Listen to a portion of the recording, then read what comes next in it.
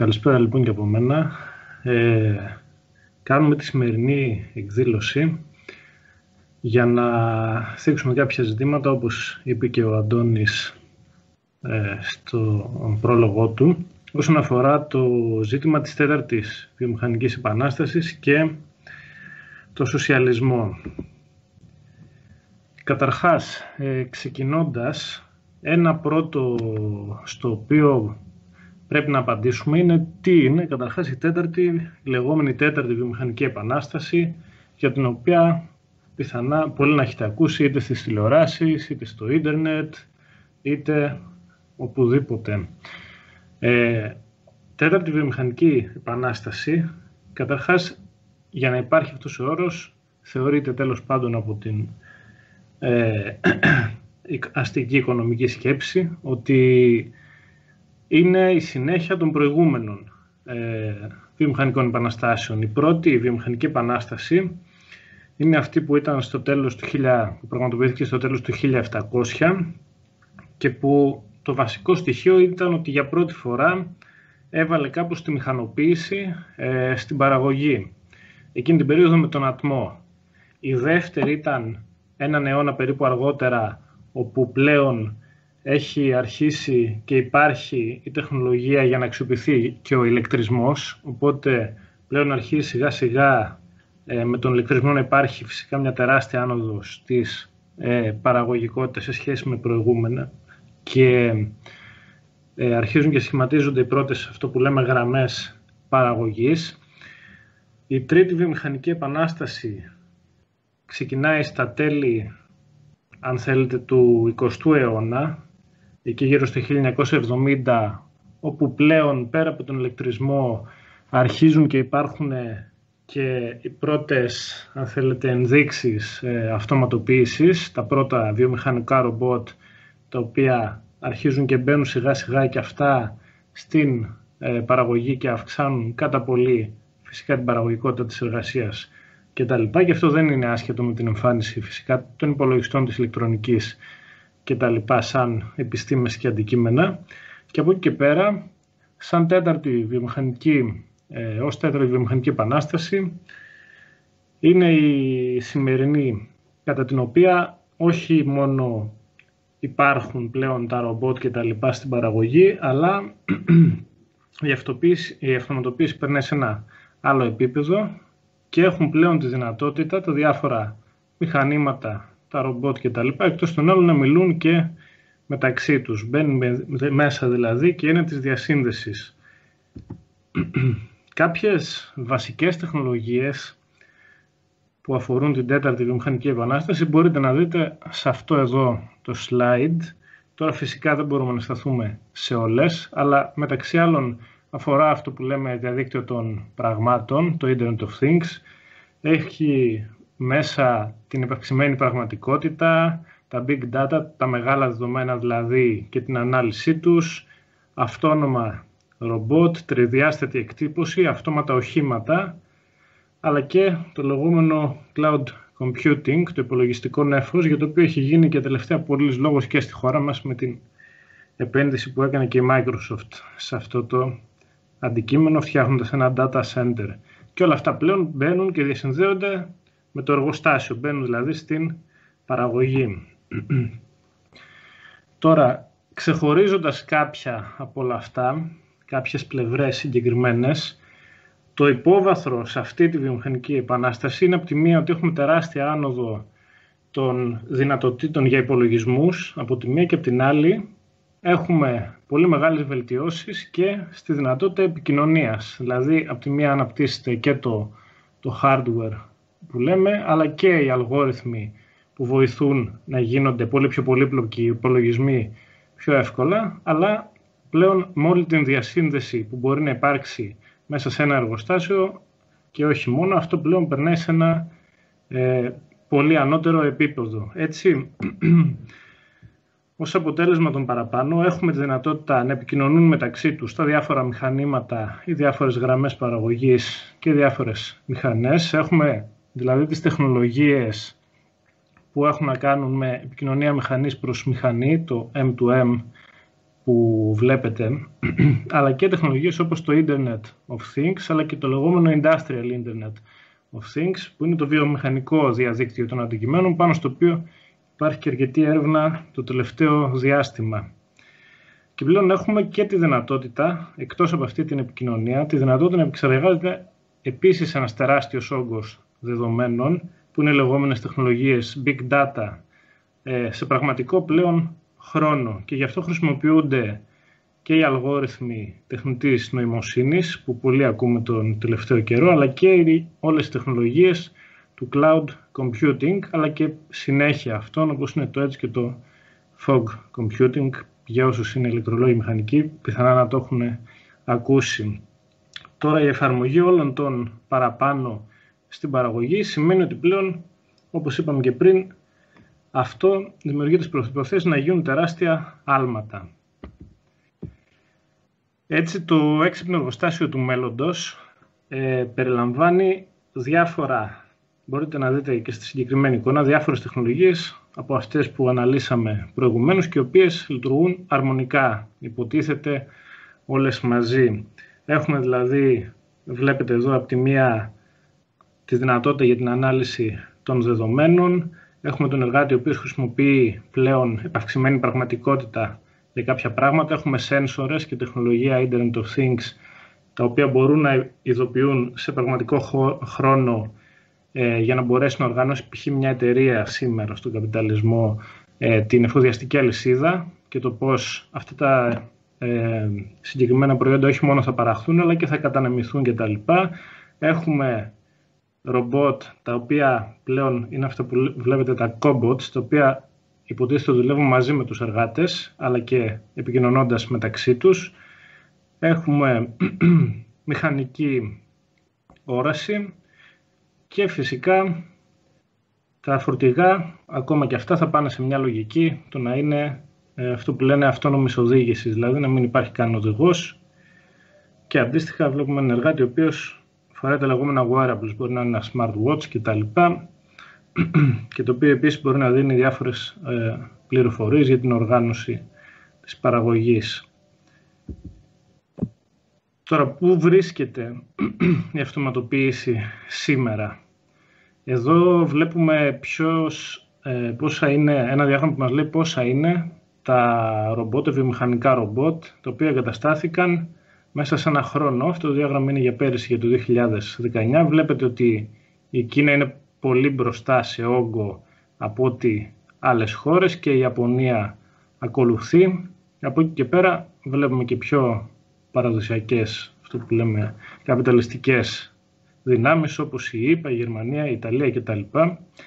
Παρένθεση, αυτό είναι έτσι ο συνολικός αριθμός αναεργοστάσιο, επειδή υπάρχουν και διάφορα τέτοια διαγράμματα κτλ. Δεν σημαίνει ότι είναι εξίσου διαδεδομένο ότι σε κάθε εργοστάσιο έχουν τον ίδιο αριθμό, αλλά σαν σύνολο.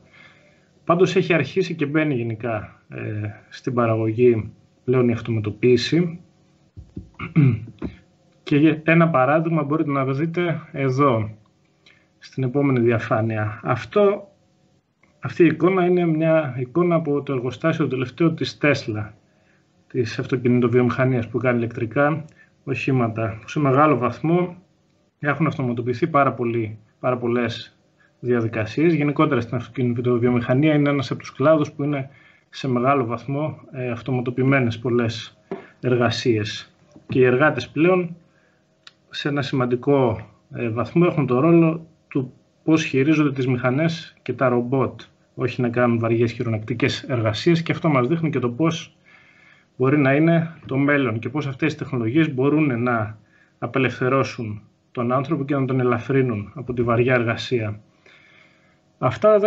Αυτές οι τεχνολογίες φυσικά δεν χρησιμοποιούνται μόνο στην ίδια τη διαδικασία αυτή καθ' αυτή του να παραχθεί ένα προϊόν, αλλά και στις αποθήκες. Γιατί ειδικά τώρα και με το lockdown έχετε δει όλοι, φαντάζομαι, το πώς χρειάζονται και πώς απαραίτητα είναι και η διαδικασία της αποθήκευσης και της μεταφοράς όλων αυτών των προϊόντων, που επιταχύνεται και με το online shopping. Και αυτά τα ρομπότ μπορούν φυσικά να μπουν και έχουν μπει ήδη, όπως βλέπετε πάλι σε αυτές τις εικόνες, και σε αυτή τη διαδικασία της διαλογής, της διανομής των προϊόντων, όπου πλέον σε ένα μεγάλο βαθμό έχουν αυτοματοποιήσει και αυτή τη διαδικασία. Η κάτω δεξιά εικόνα είναι η εικόνα από μια αποθήκη της Amazon, του κολοσσού αυτού του μεγάλου, και βλέπετε τα ρομπότ έτσι πως μόνα τους ουσιαστικά μεταφέρουν διάφορα κυβότια με προϊόντα για να φτάσουν στους καταναλωτές, αν θέλετε, που τα έχουν παραγγείλει σιγά σιγά. Αυτό σημαίνει ότι δεν μεσολαβεί άνθρωπος, απλώς μειώνεται φυσικά η μονότονη, αν θέλετε, επαναλαμβανόμενη εργασία που θα έκανε ένας εργάτης σε αυτές, αλλά και όχι μόνο τις αποθήκες. Από εκεί πέρα από την τέταρτη βιομηχανική επανάσταση γίνεται λόγος και για παρεμφερείς τεχνολογίες. Ούτως ή άλλως όλα αυτά έχουν να κάνουν με την είσοδο όλων αυτών των νέων τεχνολογιών στη διαδικασία της παραγωγής. Το ίδιο υπάρχει και για την αγροτική παραγωγή και αντίστοιχες τεχνολογίες μπορούν να χρησιμοποιηθούν και για τη γεωργία επόμενης γενιάς, την έξυπνη γεωργία όπως λένε, χρησιμοποιώντας τόσο drones για παράδειγμα για να παρακολουθούν τα διάφορα χωράφια, τις εκτάσεις ή να ψεκάζουν για παράδειγμα. Τα τρακτέρ μπορούν να είναι πλέον αυτόνομα και να κάνουν διάφορες διαδικασίες και ο αγρότης, ο παραγωγός, να έχει πρόσβαση σε όλα αυτά μέσω ενός τάμπλετ, ενός κινητού, κάποιων εφαρμογών στον υπολογιστή του και να έχει σε πραγματικό χρόνο εικόνα της παραγωγής. Και γενικά υπάρχει και το πεδίο της γεωργίας ακριβίας που λένε, που προσπαθούν να προωθήσουν και όλες αυτές τις τεχνολογίες για να συνεισφέρουν σε αυτόν τον στόχο, το να μην καταναλώνεται για παράδειγμα, να οργανώνεται με τέτοιο τρόπο όλη η διαδικασία της παραγωγής, ώστε να μην καταναλώνεται για παράδειγμα και επιπλέον νερό και τα λοιπά, να μπορέσουν να ελαχιστοποιηθούν τα έξοδα στην παραγωγή. Το συνδέουν κάποιοι βέβαια και με την πράσινη ανάπτυξη. Επομένως, σήμερα είναι τεράστιες οι δυνατότητες της τεχνολογίας. Πρόσφατα μάλιστα είδαμε τον Πρωθυπουργό στην Ελλάδα να κάνει την πρώτη κλήση με δίκτυο 5G, τα οποία από το 2021 θα αρχίσουν να αναπτύσσονται και στην χώρα μας και να έχουμε πρόσβαση. Τα δίκτυα 5G θα έχουν τουλάχιστον 10 έως και 100 φορές μεγαλύτερες ταχύτητες από τα 4G, τα προηγούμενα δίκτυα κινητής, και αυτό σκεφτείτε από τη στιγμή που είναι ασύρματα το πώς μπορεί να υποστηρίξει πολύ περισσότερες διασυνδεδεμένες συσκευές από σένσορες οι οποίοι μπορεί να είναι σε απομακρυσμένες περιοχές, αισθητήρες κτλ. Και πώς αυτό μπορεί να βελτιώσει ακόμη περισσότερο έτσι και να ενισχύσει όλη την προηγούμενη τεχνολογία που σχετίζεται με την τέταρτη βιομηχανική επανάσταση. Το ζήτημα ποιο είναι, αγαπητοί σύντροφοι και φίλοι, για μας το θέμα είναι ότι όλες αυτές οι τεχνολογίες σήμερα στον καπιταλισμό δεν αξιοποιούνται για την ικανοποίηση των αναγκών του λαού, αλλά αξιοποιούνται για διάφορους σκοπούς και σε διάφορους τομείς, τους οποίους ιεραρχεί το κεφάλαιο. Τα drones, για παράδειγμα, που είδαμε πριν ότι μπορούν να χρησιμοποιηθούν, για παράδειγμα, για την άνοδο της παραγωγής, τη βελτίωση των τεχνικών γεωργίας και τα λοιπά, να ελαφρύνουν τους αγρότες από βαριές εργασίες.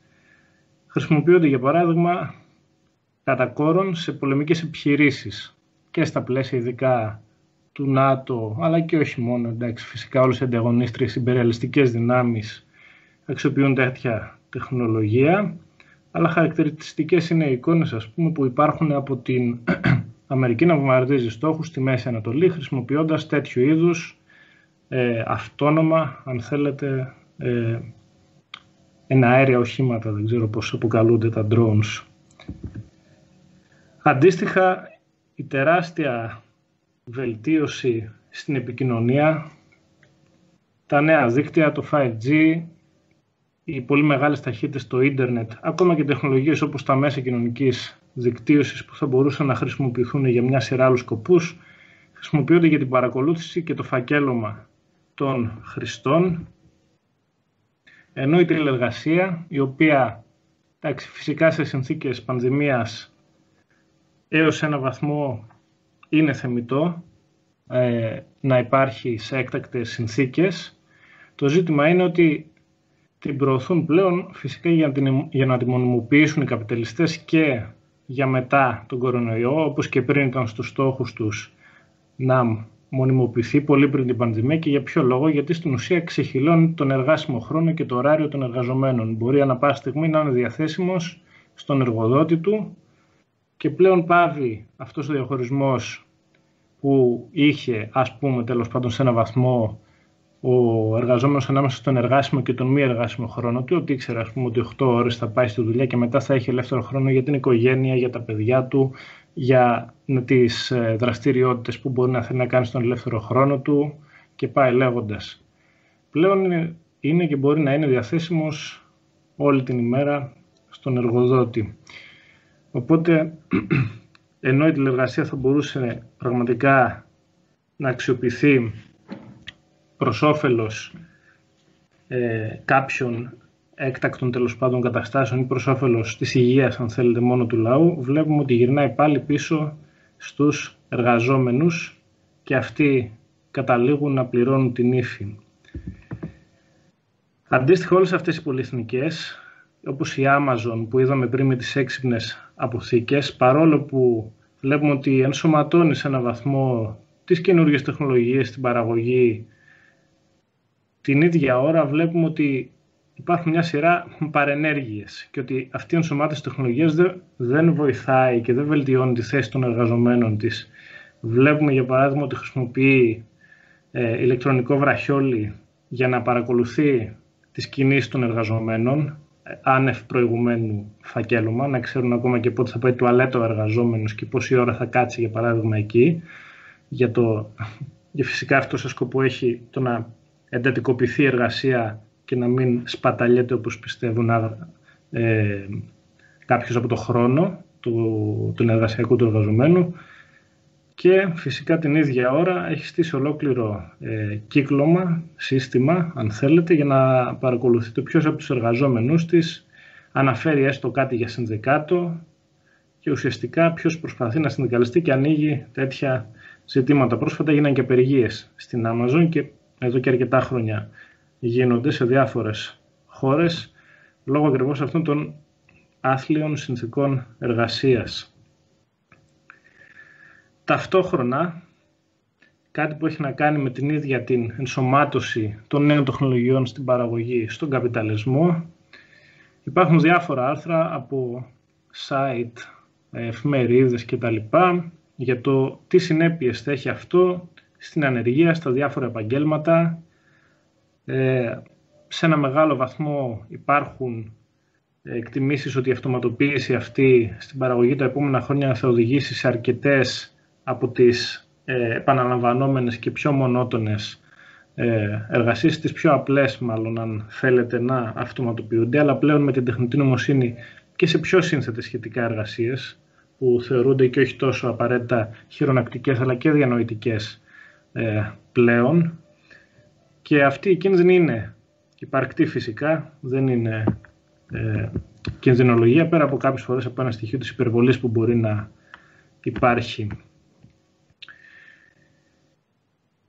Από εκεί και πέρα βλέπουμε και με την πανδημία του κορονοϊού, έτσι, ενώ είμαστε στο μέσο της τέταρτης βιομηχανικής επανάστασης υποτίθεται, που πλέον υπάρχουν τεράστιες δυνατότητες να ανέβει η παραγωγή, η επιστήμη, η τεχνολογία σε άλλα ύψη, βλέπουμε ότι δεν χρησιμοποιούνται τουλάχιστον σε αυτό το βαθμό για να προστατεύσουν το λαό από τις συνέπειες της πανδημίας, αλλά αντίθετα τα πιο φτωχά στρώματα, η εργατική τάξη και τα υπόλοιπα φτωχά λαϊκά στρώματα είναι αυτοί που την πληρώνουν και περισσότερο. Και βλέπουμε ότι η ίδια η πανδημία χτυπάει πολύ πιο βαριά ακριβώς τους πιο αδύναμους. Και αυτό φαίνεται και μέσα από την κούρσα για τα εμβόλια, για την οποία πρόσφατα βγήκαν κιόλας κάποια στοιχεία ότι αρκετές χώρες, οι πιο φτωχές χώρες του πλανήτη, αυτές που είναι πιο κάτω στην ιμπεριαλιστική πυραμίδα, όπως λέμε εμείς οι κομμουνιστές, έτσι θα αργήσουν πάρα πολύ να πάρουν το εμβόλιο, καθώς οι μεγάλες ιμπεριαλιστικές δυνάμεις έχουν κλείσει τα μεγαλύτερα deal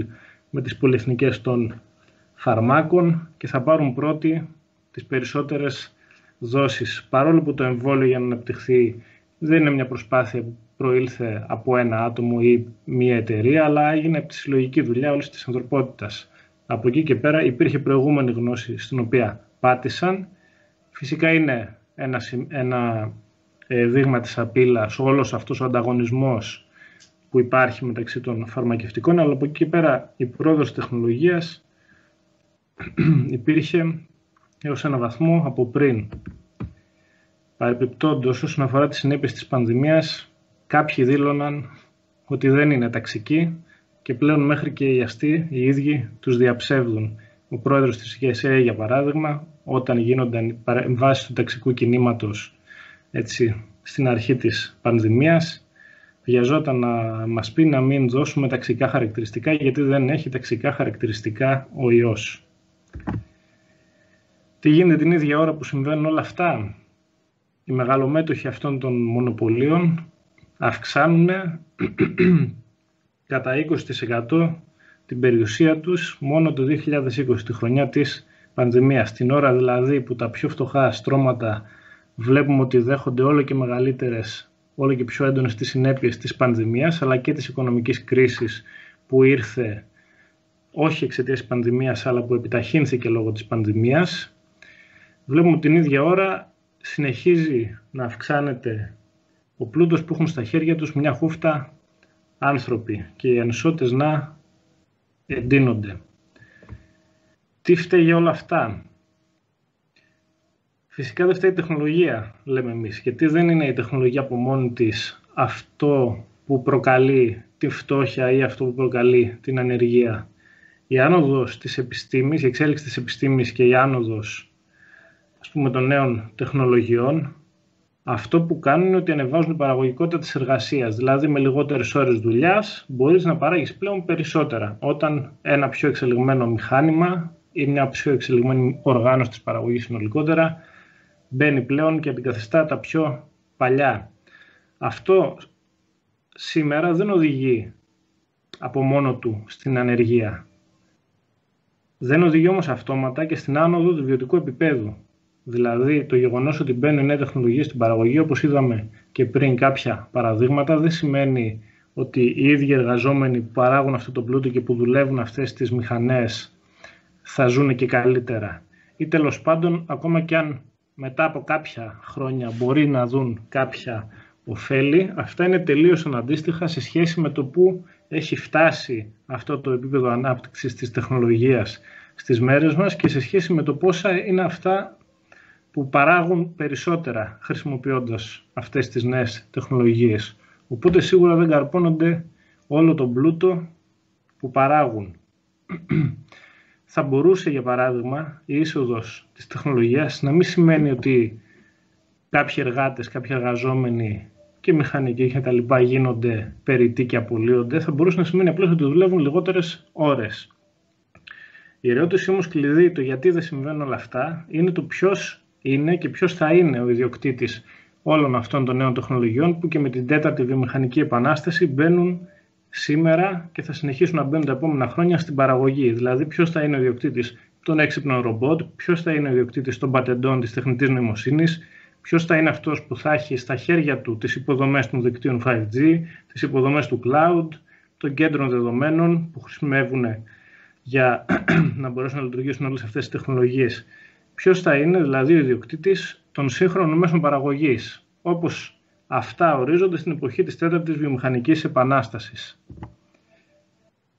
Σήμερα είναι η ιδιοκτησία μεγάλων μονοπωλιακών ομίλων και γι' αυτό και βλέπουμε όλες αυτές τις συνέπειες.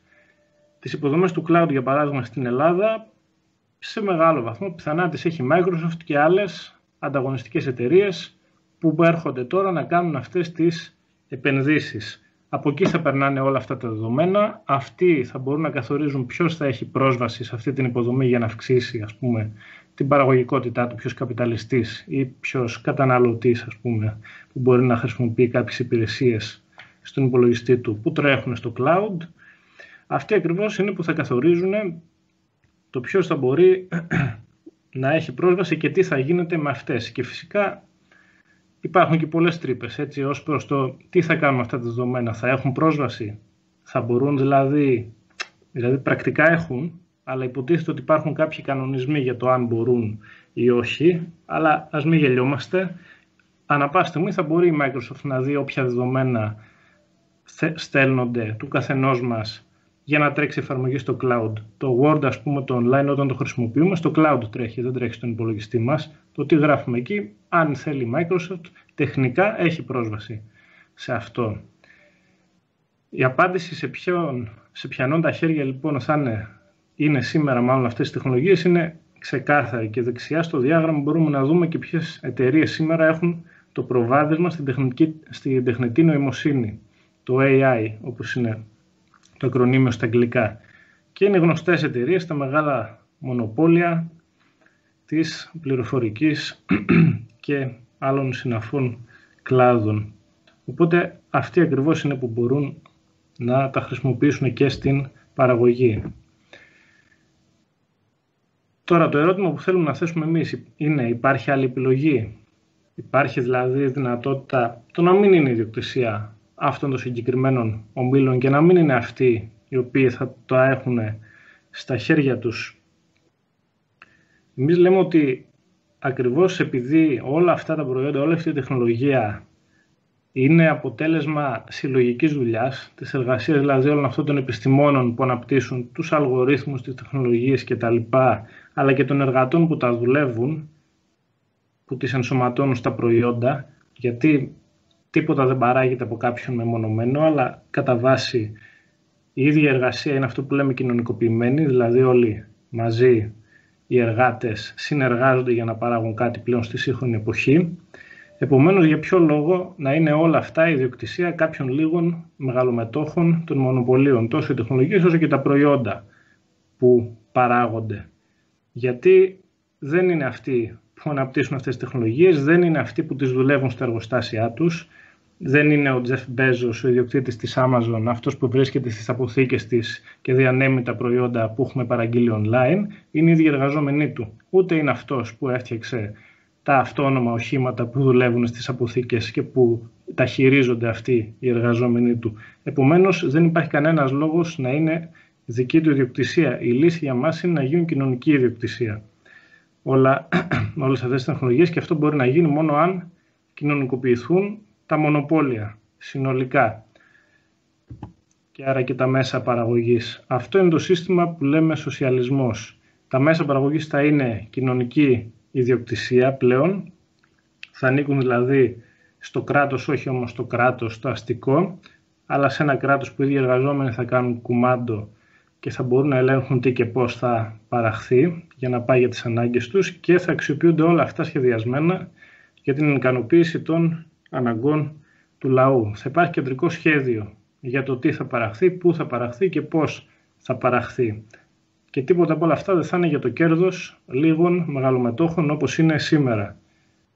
Είναι ουτοπία? Εμείς λέμε δεν είναι. Και ακριβώς το λέμε αυτό γιατί έγινε στις σοσιαλιστικές χώρες τον προηγούμενο αιώνα, με όποια λάθη και αδυναμίες μπορεί να είχε. Υπήρχε πάντως ένα τέτοιο σύστημα και λειτουργούσε με αυτόν τον τρόπο. Μια τέτοια χώρα, μεγαλύτερη και πιο γνωστή, είναι η Σοβιετική Ένωση. Η Σοβιετική Ένωση έκανε τεράστια άλματα με το που έγινε η Επανάσταση το 1917. Ένα πρώτο μεγάλο άλμα, τεχνολογικό κιόλας, αφού συζητάμε και τέτοια θέματα, ήταν ο άμεσος εξηλεκτρισμός της χώρας και η εκβιομηχάνηση της παραγωγής. Γιατί η Ρωσία πρωτοεπαναστατικά ήταν πολύ,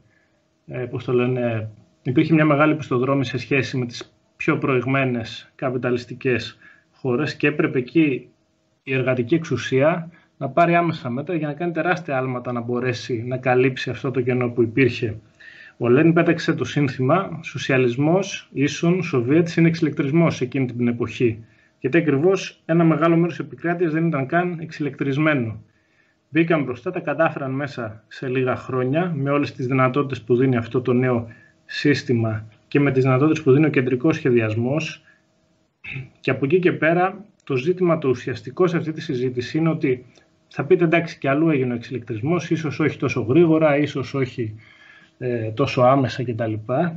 Αλλά εκεί πέρα η πρόοδος της τεχνολογίας δεν οδηγούσε σε αύξηση της ανεργίας. Και αυτή είναι η μεγάλη διαφορά με τον καπιταλισμό. Το αντίθετο, την ίδια ώρα που έκανε αυτά τα τεράστια άλματα και ενσωμάτωνε όλη τη νέα τεχνολογία εκείνης της εποχής στην παραγωγή, Την ίδια περίοδο είναι που εξαλειφόταν και ενεργεία και ο τελευταίος άνεργος στη Σοβιετική Ένωση ήταν ο συγκεκριμένος ο Μιχαήλ Τσκούνοφ το 1930, έχει καταγραφεί μέχρι και το όνομά του. Μέχρι το 90-91 τις ανατροπές δεν υπήρχε άλλος άνεργος στη Σοβιετική Ένωση και αυτό είναι αυτό που δείχνει και τα τεράστια πλεονεκτήματα αυτού του συστήματος, το να μπορεί να αξιοποιεί σχεδιασμένα όλους τους εργάτες, ότι δεν υπάρχει κανένας άνθρωπος ο οποίος είναι περιττός, κανένα χέρι το οποίο είναι περιττό. Όσοι είναι ικανοί για εργασία θα τους δίνει το κράτος τη δυνατότητα φυσικά να δουλεύουν. Την ίδια ώρα έδωσε μεγάλο βάρος στην ανάπτυξη της επιστήμης και αυτό δεν μπορούσε να γίνει από την αρχή, γιατί ένα μεγάλο μέρος του πληθυσμού ήταν αγράμματο. Δηλαδή πριν το 1917, πριν την Επανάσταση, το 70% ήταν αναλφάβητο. Παρ' όλα αυτά, τα άλματα, η δυνατότητα που έδωσε ο κεντρικός σχεδιασμός και ο σοσιαλισμός σαν σύστημα να γίνουν όλα αυτά τα τεράστια άλματα, οδήγησαν το 1939 να φτάσουν οι εγγράμματοι το 81% και 20 χρόνια αργότερα να γίνει η Σοβιετική Ένωση η πρώτη χώρα στον κόσμο που έστειλε άνθρωπο στο διάστημα. Μέσα σε 40 χρόνια δηλαδή, από εκεί που το 70% του πληθυσμού ήταν αναλφάβητο, όχι μόνο έφτασε, αλλά ξεπέρασε και πολύ πιο αναπτυγμένες χώρες και κατάφεραν να βγουν μπροστά σε τομείς όπως η διαστημική τεχνολογία κτλ. Και όλο αυτό ήταν ένα τεράστιο έργο το οποίο γινότανε και φυσικά το κατοπτρίζεται και στον αριθμό των φοιτητών και των επιστημόνων που έβγαζε η Σοβιετική Ένωση όλα αυτά τα χρόνια, ο οποίος πραγματοποιούσε συνεχώς άνοδο, αφού το πανεπιστήμιο δεν ήταν πολυτέλεια, η επιστήμη δεν ήταν πολυτέλεια, ήταν δικαίωμα για όλους. Δεν υπήρχαν δίδακτρα στα πανεπιστήμια, δεν υπήρχαν παιδιά που αναγκάζονταν να παρατήσουν τις σπουδές τους για να δουλέψουν, να ζήσουν την οικογένειά τους, υπήρχαν εστίες για όλους κτλ. Και δίνονταν βάση όσο γίνεται ένα μεγαλύτερο μέρος του πληθυσμού να έχει πρόσβαση σε αυτά. Έτσι η Σοβιετική Ένωση αύξησε 100 φορές τον αριθμό των επιστημόνων της σε σχέση με πριν την Επανάσταση και έφτασε να έχει το 1/4 του παγκόσμιου επιστημονικού δυναμικού. Και επειδή λένε διάφορα ότι δεν θα υπάρχει κίνητρο, τότε το κίνητρο για την εφεύρεση και για την καινοτομία είναι ο ανταγωνισμός, είναι το κέρδος, είναι το να βγάλει λεφτά από αυτό. Η Σοβιετική Ένωση που δεν είχε αυτό το πράγμα, δεν λειτουργούσε με βάση το κέρδος η οικονομία της, ήταν η πρώτη δύναμη παγκοσμίως σε αριθμό εφευρέσεων και διπλωμάτων ευρεσιτεχνίας. Είχε το 20% των νέων τεχνολογικών λύσεων, των πατεντών που θα λέγαμε σήμερα, που κατοχυρώνονταν κάθε χρόνο διεθνώς. Τώρα η ερώτηση είναι, εντάξει για τη Σοβιετική Ένωση, αλλά τι θα κάνουμε σήμερα στην Ελλάδα και πώς αυτά, γιατί μας νοιάζουν αυτά για την Ελλάδα. Ένα βασικό στο οποίο θέλουμε να δώσουμε έμφαση είναι το γεγονός ότι η τεχνολογία και η επιστήμη στην Ελλάδα σήμερα είναι πολύ πιο εξελιγμένη από την αντίστοιχη στη Ρωσία του 17. Και είναι ένα σημείο το οποίο πρέπει να κρατήσουμε, γιατί στην Ελλάδα υπάρχει σήμερα ένας τεράστιος αριθμός επιστημόνων, νέων επιστημόνων, οι οποίοι μπορεί να δουλεύουν, πολλοί όμως δεν δουλεύουν καν στην Ελλάδα, είτε είναι άνεργοι, σκεφτείτε την ανεργία σε κλάδους όπως οι πολλοί και οι μηχανικοί αρχιτέκτονες και τα λοιπά τα προηγούμενα χρόνια, είτε έχουν φύγει στο εξωτερικό. Βγάζει πάντως και έχει ένα πολύ ικανό επιστημονικό δυναμικό η χώρα μας και η ίδια εργατική τάξη είναι πολύ πιο μορφωμένη. Και φυσικά το ίδιο το επίπεδο της τεχνολογίας το 2020 παγκοσμίως, όχι μόνο στην Ελλάδα, και της επιστήμης είναι πολύ πιο ανεπτυγμένο. Σκεφτείτε λοιπόν, αν η Σοβιετική Ένωση έκανε αυτά τα θαύματα εντός εισαγωγικών έναν αιώνα πριν, ξεκινώντας από πολύ χαμηλότερη βάση, σκεφτείτε ποιες είναι οι δυνατότητες στο σήμερα. Με ένα σύστημα που δεν θα έχει μέσα τις πατέντες, τον ανταγωνισμό, το να κρύψεις δηλαδή τα λεγόμενα εμπορικά μυστικά ή μια εταιρεία από την άλλη ή ο ένας επιστήμονας από τον άλλον, αλλά θα υπάρχει συνεργασία μεταξύ των διάφορων φορέων και δεν θα χρειάζεται να γίνει η ανακάλυψη 2 και 3 φορές ανεξάρτητα, γιατί ο ένας προσπαθεί να την κρύψει από τον άλλον, να κατοχυρώσει την πατέντα, να βγάλει τα περισσότερα κέρδη. Και σκεφτείτε το να είναι η ίδια η έρευνα προσανατολισμένη και η ανάπτυξη της επιστήμης, όχι ακριβώς ποιες είναι οι προτεραιότητες σε τομείς που ιεραρχούν τα μονοπόλια, π.χ. η Facebook στο φακέλωμα για να πουλήσει διαφημίσεις, αλλά σε τομείς που πραγματικά θα έχουν ως στόχο να ικανοποιήσουν τις λαϊκές ανάγκες. Και εδώ ας πιάσουμε και κάποια παραδείγματα. Στις κατασκευές, για παράδειγμα, Υπάρχουν τεράστιες δυνατότητες με την τέταρτη βιομηχανική επανάσταση και όλες αυτές τις νέες τεχνολογίες να υπάρχει πραγματικά φθηνή λαϊκή κατοικία και να εξαλειφθεί κυριολεκτικά όχι μόνο το να υπάρχουν άστεγοι στην Ελλάδα, αλλά και το να μπορούν όλοι να έχουν ποιοτική, αν θέλετε, κατοικία από όσοι ζουν, σκεφτείτε, σε νοίγια κτλ. Υπάρχουν δηλαδή οι δυνατότητες, αξιοποιώντας τεχνολογίες όπως η επαυξημένη και εικονική πραγματικότητα, να σχεδιαστούν όλα αυτά πολύ πιο γρήγορα από ό,τι και πολύ καλύτερα από ό,τι στο παρελθόν. Και όχι μόνο να σχεδιαστούν, παρεπιπτόντως αυτά σκεφτείτε και όλα σε ελεύθερους χώρους, τι δυνατότητες μπορούν να μας δώσουν αυτές τις τεχνολογίες, τους αρχιτέκτονες κυρίως, για να σχεδιάσουν ελεύθερους χώρους, δημόσιους χώρους για το λαό, χώρους πρασίνου, αναψυχής κτλ. Αλλά αυτές οι νέες τεχνολογίες μπορούν να πάνε και στην ίδια την κατασκευή. Δηλαδή σκεφτείτε πώς χτίζαμε τον 20ο αιώνα, πώς έχτιζαν οι Σοβιετικοί αν θέλετε, και πώς μπορούμε να χτίσουμε σήμερα χρησιμοποιώντας τρισδιάστατους εκτυπωτές που μπορούν σπίτια να χτιστούν σε μία μέρα. Αυτό, αν δεν κάνω λάθος, σε μία μέρα χτίστηκε, που βλέπετε στις εικόνες. Κάποια από αυτά έχουν γίνει και σε πιο μεγάλη κλίμακα. Στην Κίνα, για παράδειγμα, στον κορονοϊό, χτίστηκε ολόκληρο νοσοκομείο στην αρχή της πανδημίας μέσα σε 10 ημέρες. Σκεφτείτε λοιπόν τις σημερινές δυνατότητες και στην Ελλάδα. Σκεφτείτε γενικότερα στις υποδομές για τη σεισμική προστασία, όπου υπάρχει πλέον η δυνατότητα, χρησιμοποιώντας την τεχνολογία Internet of Things, το διαδίκτυο των πραγμάτων που λέμε, να παρακολουθείτε η κατάσταση των υποδομών σε πραγματικό χρόνο, βάζοντας για παράδειγμα σένσορες κάτω από γέφυρες και παρεπιπτόντως, μιας και τώρα τελευταία έχει ανοίξει και το θέμα, τα τελευταία 1-2 χρόνια σκεφτείτε πόσες γέφυρες έχουν καταρρεύσει και όχι μόνο στη χώρα μας, έχουμε και την Καβάλα εδώ στην περιοχή μας, αλλά και στην Ιταλία και αλλού. Πώς θα μπορούσαν να έχουν αποφευχθεί αυτά, αν σχεδιασμένα και οργανωμένα κεντρικά το κράτος, το εργατικό κράτος λέμε εμείς ότι θα το έκανε φυσικά αυτό, παρακολουθούσε την κατάσταση κάθε γέφυρας και όταν έβλεπε ότι πλέον είναι σε μια κατάσταση που δεν έχει άλλο χρόνο ζωής, τέλος πάντων, έγκαιρα να πηγαίνει και να πραγματοποιεί τις απαραίτητες εργασίες. Ούτε θύματα θα θρηνούσαμε, ούτε νεκρούς, ούτε τίποτα. Οι συγκεκριμένες εικόνες εντωμεταξύ είναι και από ένα ερευνητικό πρόγραμμα που τρέχει και στο δικό μας πανεπιστήμιο. Δηλαδή, αυτά δεν είναι κάτι που δεν υπάρχει σήμερα η δυνατότητα να γίνουν.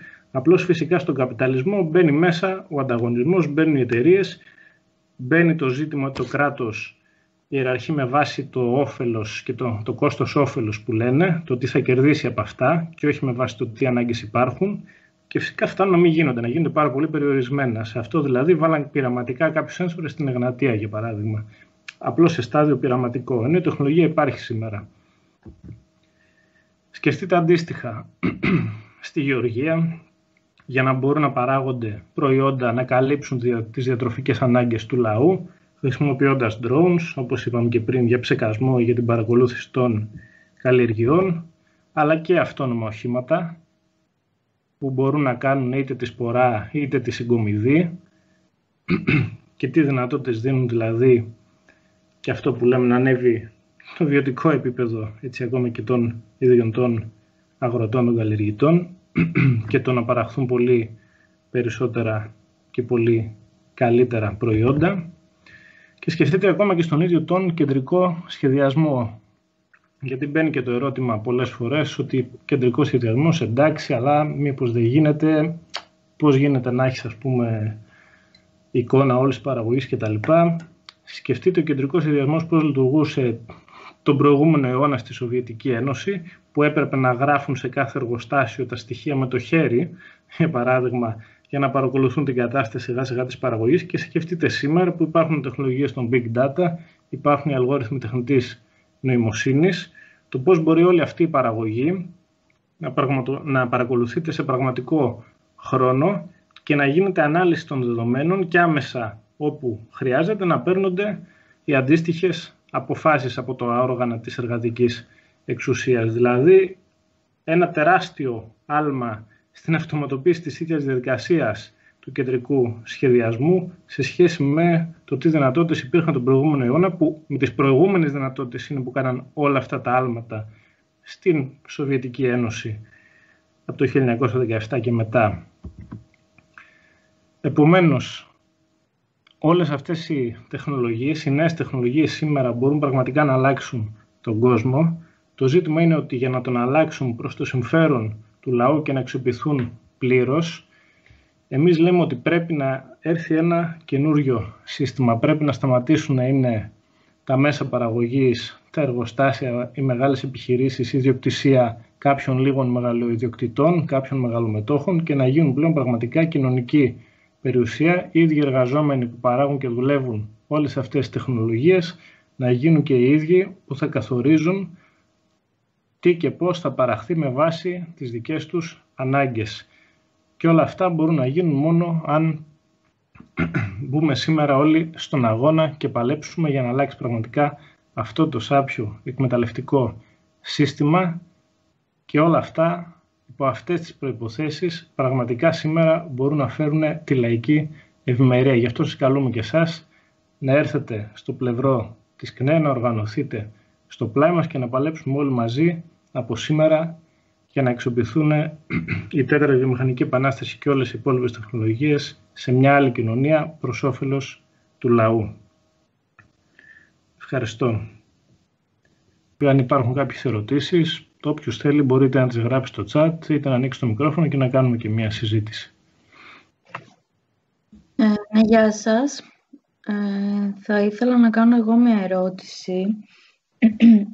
Αλλά Άλεξ, αναφέρεις ότι όλες αυτές οι δυνατότητες, ας πούμε, που θα μπορούσαν να υπάρχουν θα αξιοποιηθούν με τον καλύτερο δυνατό τρόπο στο σοσιαλισμό και ότι ο καπιταλισμός, ας πούμε, δεν μας δίνει αυτή τη δυνατότητα.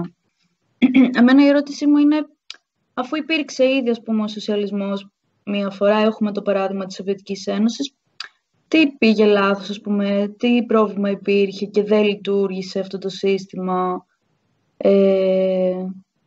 και, ας πούμε, ανατράπηκε.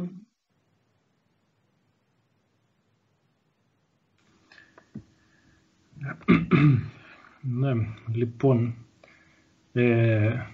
καταρχάς, ναι, όπως είπα και στην παρουσίαση, υπήρχε αυτό το σύστημα. Δεν είναι κάτι το οποίο θα κάνουμε για πρώτη φορά και το γεγονός ότι υπήρχε είναι πάρα πολύ σημαντικό, γιατί μπορούμε πλέον να μάθουμε και από τα λάθη που έγιναν. Και λέμε ότι την επόμενη φορά που θα γίνει και εδώ στην Ελλάδα, πλέον έχουμε μια πείρα την οποία μπορούμε να αξιοποιήσουμε. Και ποια είναι αυτή η πείρα? Μέσα από μια διαδικασία μελέτης όλης της πορείας της σοσιαλιστικής οικοδόμησης που λέμε τον 20ο αιώνα στη Σοβιετική Ένωση, το κόμμα μας έχει καταλήξει ότι ένα βασικό πρόβλημα που υπήρχε ειδικά μετά τη δεκαετία του 50 και του 60 ακόμη πιο έντονα, είναι ότι προσπάθησε να λύσει διάφορα προβλήματα που υπήρχαν, όχι πηγαίνοντας προς τα μπροστά, όχι βελτιώνοντας τον κεντρικό σχεδιασμό, αλλά έβαλε μέσα στοιχεία του καπιταλισμού, έβαλε μέσα στοιχεία της αγοράς.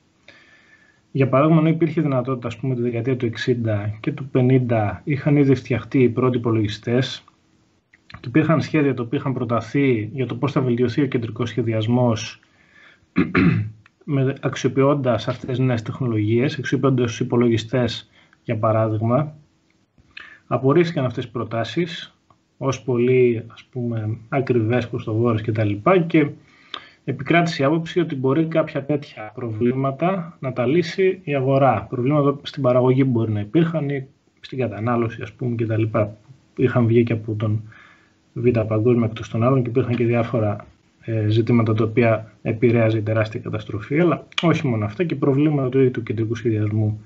Ενώ υπήρχε δηλαδή δυνατότητα να αξιοποιηθούν νέες τεχνολογίες για να τα λύσουν και να βελτιωθεί ο κεντρικός σχεδιασμός, βάλαμε μέσα στοιχεία του καπιταλισμού, βάλαμε μέσα την αγορά που θα τα έλυνε τέλος πάντων, ας πούμε, αυτόματα, και σε μια πορεία αυτό δημιούργησε τις προϋποθέσεις για την ανατροπή που λέμε. Δηλαδή άρχιζε να αποδυναμώνει το κεντρικό σχεδιασμός, άρχισαν να έχουν στρώματα, τέλος πάντων, να πλουτίζουν αν θέλετε, και οι ίδιοι να έχουν και συμφέρον να ανατραπεί.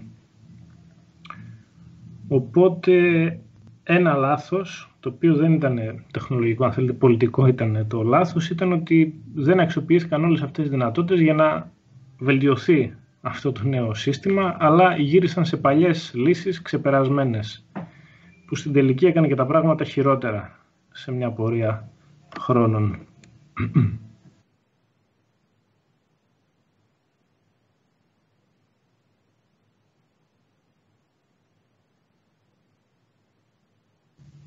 Υπάρχει άλλη ερώτηση? Καλησπέρα.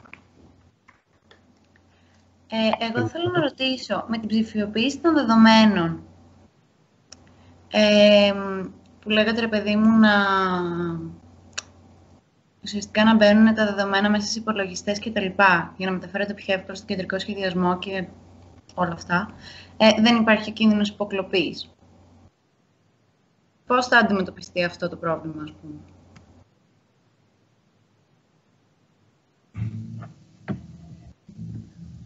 Καλησπέρα. Υπάρχει, είναι η αλήθεια, έτσι φυσικά, αλλά από εκεί πέρα αυτό υπάρχει και σήμερα. Δηλαδή, σε τεχνικό επίπεδο μπορεί να αντιμετωπιστεί. Εξαρτάται φυσικά, έτσι, και σε κάθε φάση το πού θα βρίσκει η τεχνολογία, έτσι, γιατί άλλο να γίνει σήμερα, άλλο να γίνει μετά από 10, 20, 30 χρόνια και πάει λέγοντας. Αλλά σε γενικές γραμμές υπάρχουν τεχνολογίες για την ασφάλεια των επικοινωνιών και μπορούν να αξιοποιηθούν. Το πρόβλημα, ας πούμε, το βασικό σήμερα, εντάξει, δεν είναι, υπάρχουν και hacker που λέμε και τα λοιπά, αλλά το γεγονός, ας πούμε, ότι το Facebook π.χ. και το σκάνδαλο που έγινε, πουλάει τα δεδομένα των χρηστών, δεν έχει να κάνει με υποκλοπές, έχει να κάνει με το ότι συνεργαζόταν μυστικά με μεγάλες εταιρείες που διαχειρίζονταν, ας πούμε, όλα αυτά τα δεδομένα για να βγάλουν π.χ.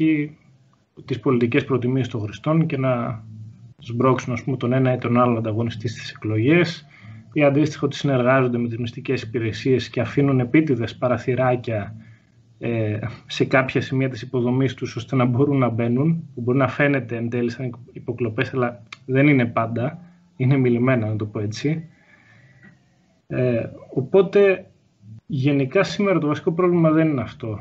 Τεχνολογικά μπορεί να λυθεί έως ένα βαθμό και υποθέτουμε ότι αν υπάρχει ανάγκη, να το πω έτσι, και υποδομές δηλαδή που μπορεί του κεντρικού σχεδιασμού που θα τα χρησιμοποιούν, προφανώς εκεί πέρα μπορεί να χρησιμοποιηθούν και πολύ ισχυρότερες τεχνολογίες και κρυπτογράφηση των δεδομένων δηλαδή και τα λοιπά. Πάντως ότι σήμερα υπάρχει η δυνατότητα, ας πούμε, να το πω έτσι, να υποκλαπούν τα δεδομένα, δεν σημαίνει ότι δεν το χρησιμοποιούν τα μονοπόλια. Δηλαδή και τα μονοπόλια οργανώνουν την παραγωγή τους σε παγκόσμιο επίπεδο. Η Amazon δεν μπορεί όλα αυτά τα προϊόντα να μην τα αποθηκεύσει και να μην τα διανύμει χωρίς να έχει τα δεδομένα που χρειάζονται για το πού να πάνε και πώς μπορεί να τα οργανώσει με τον βέλτιστο τρόπο. Δηλαδή δεν σταματάει αυτό το πράγμα, το χρησιμοποιούν σήμερα επειδή υπάρχει μια δυνατότητα, ας πούμε, ίσως υποκλοπής. Το αντίθετο, προσπαθούν και ρίχνουν τους ειδικούς να τα ασφαλίσουν όσο το δυνατόν καλύτερα γίνεται. Γιατί αυτό δίνει τεράστια άνοδο στην παραγωγή, στην παραγωγικότητα, στα κέρδη σήμερα, στους καπιταλιστές κτλ. Οπότε κατά αντιστοιχεία θα γίνεται. Μπορεί να υποθέσει κάποιος και αύριο σε μια άλλη εξουσία. Δεν ξέρω αν σε κάλυψα ή αν έχει κάποιος άλλος κάποια άλλη ερώτηση. Έχω ακόμη μία. Είπατε πριν ότι αναφέρατε όλα τα κέρδη που αυξήθηκαν αυτό το χρονικό διάστημα της πανδημίας και ταυτόχρονα μια οικονομική κρίση που είναι ήδη εδώ, που δεν έρχεται απλά. Θα ήθελα να ρωτήσω ποια είναι η δική σας άποψη, πώς πιστεύετε ότι θα αντιδράσει ο κόσμος σε όλο αυτό και στις επόμενες εκλογές που έρχονται το 2021, αν δεν κάνω λάθος, και γενικά στην καθημερινότητα τώρα.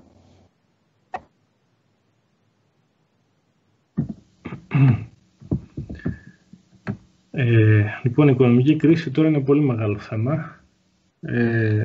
Το βασικό νομίζω είναι καταρχάς ο αγώνας που δίνουμε εμείς να γίνει κατανοητό ότι δεν ήρθε από τον κορονοϊό η κρίση, η οικονομική εννοώ, όχι η υγειονομική, ακριβώς γιατί υπήρχαν στοιχεία και από πριν, ότι επιβραδυνόταν σιγά σιγά η οικονομία και οι καπιταλιστικές οικονομικές κρίσεις είναι σύμφυτες με αυτό το σύστημα και τον καπιταλισμό και επαναλαμβάνονται περιοδικά. Οπότε ερχόταν μια νέα κρίση, φυσικά ήρθε πολύ πιο γρήγορα και πολύ πιο απότομα και ίσως είναι και πιο βαθιά λόγω του κορονοϊού. Αλλά αυτό είναι βασικό στοιχείο στο οποίο δίνουμε τη μάχη, γιατί έχει να κάνει και με το προς τα ποια κατεύθυνση πρέπει να παλέψει ο κόσμος. Έτσι. Γιατί αν δεν καταλαβαίνεις ή τέλος πάντων δεν πιστεύεις ότι φταίει η ίδια λειτουργία του συστήματος για αυτή την κρίση, το λογικό είναι ο κόσμος να περιμένει πότε θα βρεθεί το εμβόλιο και μετά ας πούμε, να είναι όλα ξανά ομαλά, να υπάρχει ανάκαμψη, να ανεβαίνει ας πούμε, η παραγωγή και να κερδίζουμε κι εμείς κάτι, αλλά δεν θα είναι ακριβώς έτσι. Και αυτό δείχνουν και τα στοιχεία των πιο σοβαρών, αν θέλετε, αστών αναλυτών. Και επομένως αυτό είναι ένα κλειδί για το πώς θα αντιδράσει και ο κόσμος. Από εκεί πέρα εντάξει, εκτιμήσεις δεν μπορούμε να κάνουμε, αλλά το βασικό ζήτημα είναι σήμερα το τι θα κάνει για να οργανωθεί και να παλέψει όλη αυτή την κατάσταση που δημιουργείται.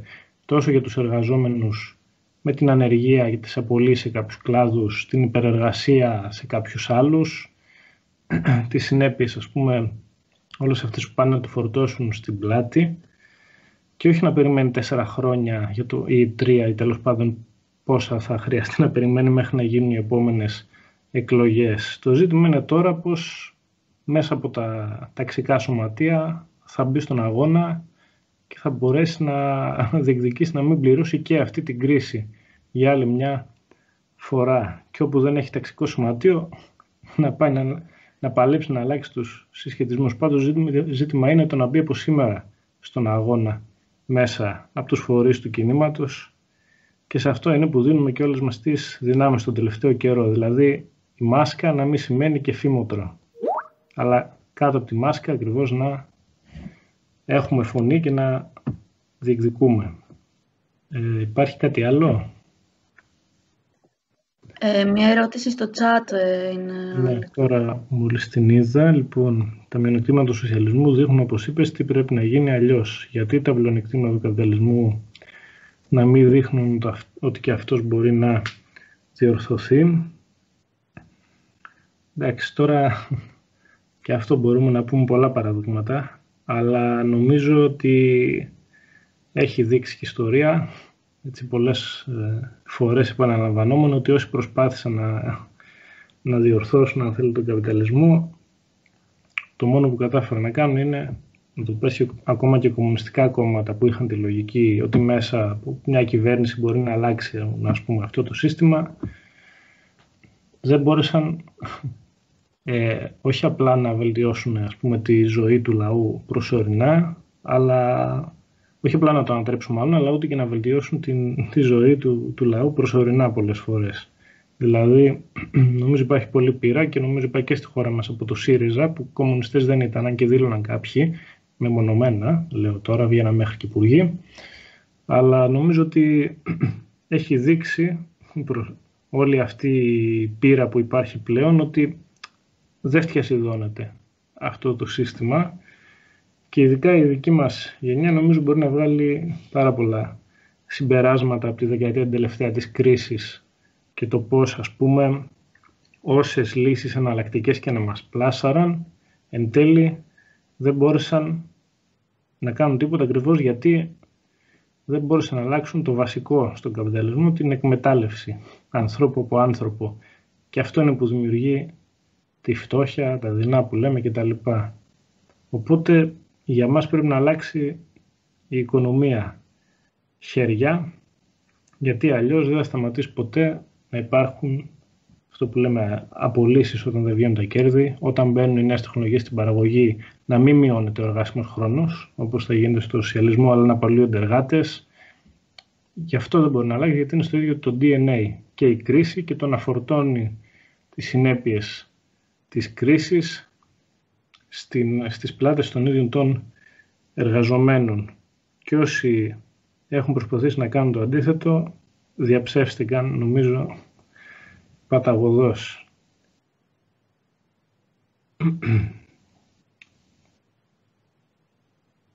Δεν ξέρω, Σταύρο, αν θέλεις να επεκταθούμε και παραπάνω.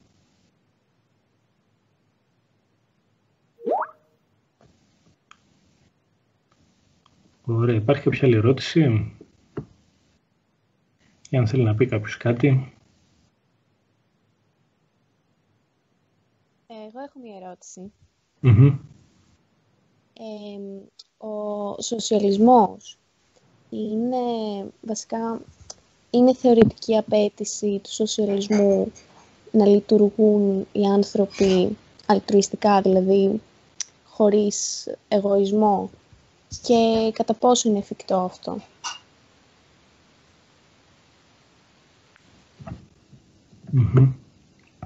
Ωραία.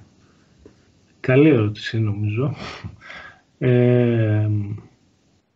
Εντάξει, τώρα είναι καταρχάς, όταν μιλάμε για σοσιαλισμό, μιλάμε για μια κοινωνία που έχει προκύψει μέσα από τον ίδιο τον καπιταλισμό και δεν μπορεί από τη μια μέρα στην άλλη να αλλάξει, ας πούμε, την νοοτροπία και τις συμπεριφορές όλων των ανθρώπων. Ακόμα συνεχίζουν να υπάρχουν αντιλήψεις που επικρατούσαν και στον καπιταλισμό, συνήθειες κτλ. Και δεν είναι δηλαδή αυτό που λέμε όριμος κομμουνισμός.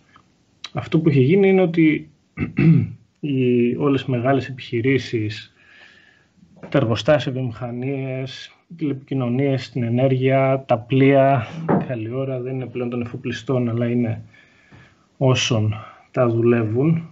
Έχουν κοινωνικοποιηθεί δηλαδή αυτό που λέμε τα μέσα παραγωγής, αλλά από εκεί και πέρα, και έχει σταματήσει η εκμετάλλευση, αλλά από εκεί και πέρα δεν έχει αναπτυχθεί πλήρως όλη αυτή η νέα κοινωνία. Επομένως, δεν είναι προϋπόθεση για να έρθει ο σοσιαλισμός να συμπεριφερόμαστε όλοι αλτρουιστικά, να το πω έτσι, ούτε θα γίνεται αυτό στην αρχή. Φυσικά, το ζήτημα είναι να καταλάβει ο καθένας, νομίζω ότι είναι και στο δικό του συμφέρον να έρθει ένα τέτοιο σύστημα, γιατί όπως θα αυξάνεται ο πλούτος που θα παίρνει πίσω η κοινωνία, γιατί όλα αυτά τα κέρδη, είδαμε πριν, ας πούμε, πόσα δις, 24 δις έβαλε στην τσέπη του ο Μπέζος, ο ιδιοκτήτης της Amazon.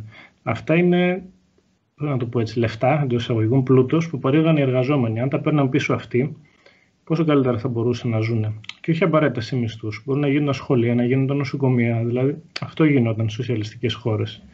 Το θέμα είναι επομένως να καταλάβει ο καθένας ότι μέσα σήμερα από το συλλογικό αγώνα και αύριο από τη συλλογική οικοδόμηση της νέας κοινωνίας θα βγαίνει και ο ίδιος κερδισμένος, γιατί θα βελτιώνει η ποιότητα ζωής του. Και από εκεί και πέρα, όσο προχωράει αυτό το πράγμα και βαθαίνει αυτό που λέμε ο κεντρικός σχεδιασμός, οι νέες σχέσεις παραγωγής, η κοινωνία αυτή χωρίς εκμετάλλευση,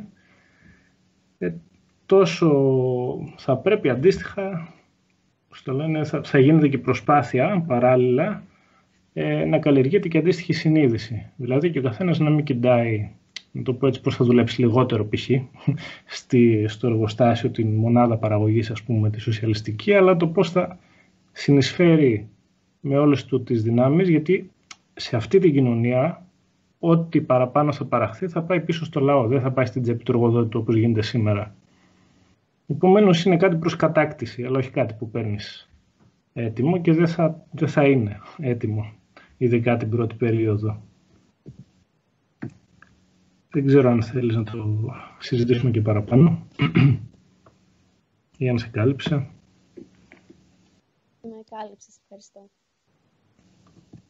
Μια παρένθεση τώρα και για το τελευταίο, δηλαδή όπως το έθεσα, ότι υπήρχαν τέτοια παραδείγματα στο σοσιαλισμό, δηλαδή υπήρχε το σταχανοφικό κίνημα τη δεκαετία του 30, αν δεν κάνω λάθος, 20-30 κάπου εκεί, τώρα χάνω λίγο την ημερομηνία, το οποίο πήρε το όνομα του από έναν εργάτη πρωτοπόρο, το Σταχάνοφ, ο οποίος ενώ είχε πλάνο, ας πούμε, να παράγει τάδε τόνους, ας πούμε, από την παραγωγή, νομίζω κάρβουνο, μπορεί να κάνω λάθος βέβαια συγκεκριμένο, μόνος του με πρωτοβουλία εξέλιξε την τεχνική και παρήγαγε, ας πούμε, πολλούς τόνους παραπάνω, 10-20 φορές παραπάνω, μπορεί και περισσότερο, ψάχνοντας και βρίσκοντας νέες τεχνικές.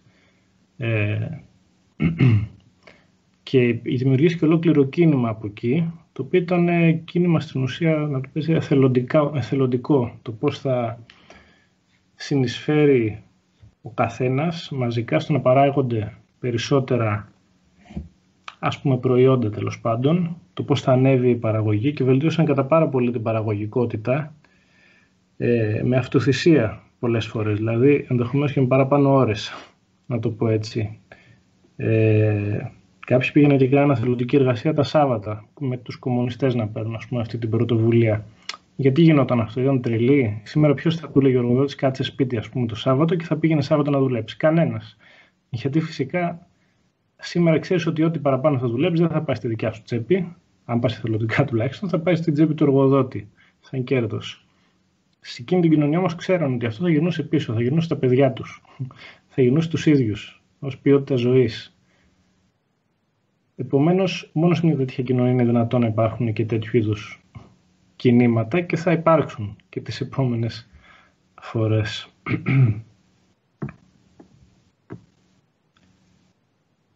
Κάποιος άλλος? Ωραία, αν δεν υπάρχει τίποτα άλλο, ευχαριστούμε πάρα πολύ που συμμετείχατε στη σημερινή μας εκδήλωση και ελπίζουμε το επόμενο διάστημα να τα πούμε μαζί στους αγώνες που έρχονται, γιατί είναι ένας δύσκολος χειμώνας και πρέπει να συναντηθούμε όλοι μαζί, νομίζω, το επόμενο διάστημα στο κίνημα, στους αγώνες, για να μπορέσουμε να αποκρούσουμε όλη αυτή τη λάπα που φέρνουν πάνω μας, γιατί το lockdown δεν σημαίνει ότι σταμάτησαν να παίρνουν και τα εργατικά μέτρα. Ήδη ψηφίζεται και ο προϋπολογισμός που έκοψαν τις δαπάνες από την υγεία εν μέσω πανδημίας και μια σειρά από άλλες εξελίξεις, τις οποίες πρέπει να είμαστε όλοι σε ετοιμότητα, έτσι, για να τις αποκρούσουμε. Ευχαριστούμε λοιπόν πολύ και καλούς αγώνες στη νέα χρονιά που έρχεται.